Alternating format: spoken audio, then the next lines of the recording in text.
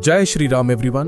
Welcome to our channel where we dive deep into the incredible stories of Sanatan Dharma. आज का topic बहुत ही special है. It's something that has always fascinated us. You've heard the stories of Shri Krishna, Shri Ram and many more. But have you ever wondered about the actual events?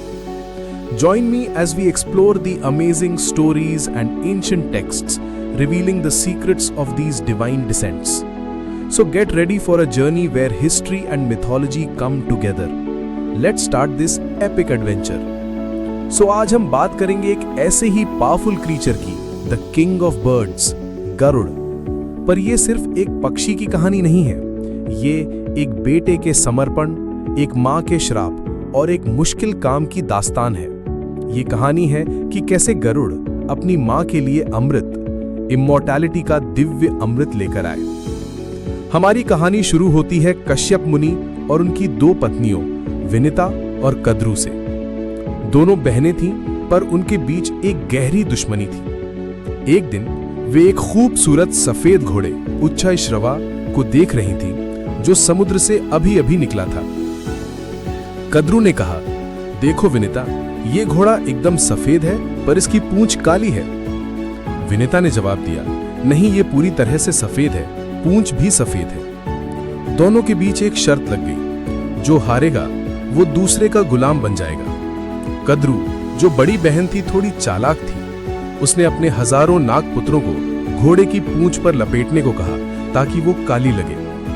Vinita, जो बहुत ईमानदार थी, शर्त मान गई। जब वे दोबारा देखने गए, उन्हें एक काली पूंछ दिखी। विनिता शर्त हार गई और कद्रू की गुलाम बन गई। उसका एक बेटा था गरुड़, जो देवताओं की शक्ति के साथ पैदा हुआ था।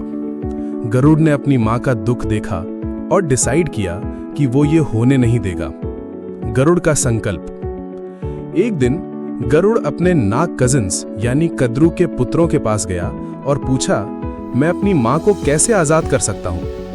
सांपों ने, जो बड़े जालिम थे, कहा, अगर तुम देवलोक से अमृत लाओगे तो हम उन्हें आजाद कर देंगे। ये एक नामुमकिन काम था। अमृत को देवताओं ने गार्ड किया हुआ था और उन्हें छूने से भी कॉन्सिक्वेंसेस फेस करने पड़ते थे।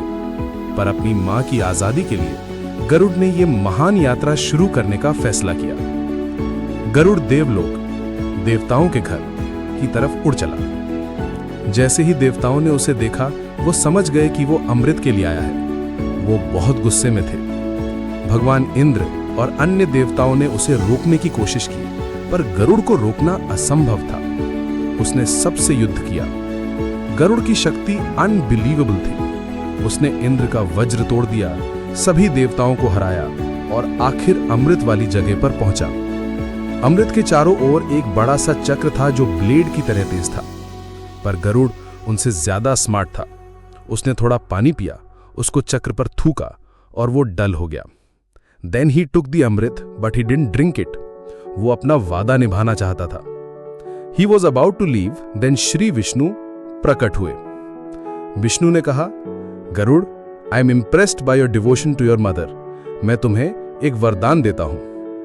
गरुड़ ने जवाब दिया, हे प्रभु, मैं आपका वाहन बनना चाहता हूं और अमृत पिए बिना ही अमर हो जाना चाहता हूं। विष्णु ने उसका वरदान स्वीकार कर लिया। फिर गरुड़ अमृत लेकर धरती पर वापस आया। उसने अमृत घास पर रखा और सांपों से कहा, ये लो अमृत, अब मेरी मां को आजाद करो, पर इससे पहले कि तुम इसे पियो, जाओ और शुद्धि करो। सांप, जो बहुत खुश थे, तुरंत नहाने चले गए।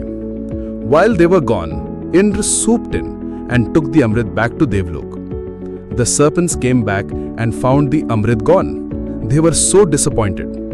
पर उन्होंने उस घास को चाटा था जहां अमृत रखा गया था, इसीलिए उनकी जीभ दो हिस्सों में बट गई। इसी वजह से आज भी सांपों की जीभ आगे से कटी हुई होती है। कहानी की सीख। तो दोस्तों, ये थी गरुड़ की अमृत वाली कहानी। ये हमें एक बेटे के प्यार और वफादारी के बारे में सिखाता है। And how being pure hearted and true to your word will always be rewarded. Garuda's devotion to his mother earned him a position even higher than the amrit. तो अगली बार मिलते हैं एक और अमेजिंग स्टोरी के साथ। अगर आपको ये कहानी पसंद आई तो इस वीडियो को लाइक करें, शेयर करें और हमारे चैनल को सब्सक्राइब करना न भूलें। धन्यवाद। जय श्री राम।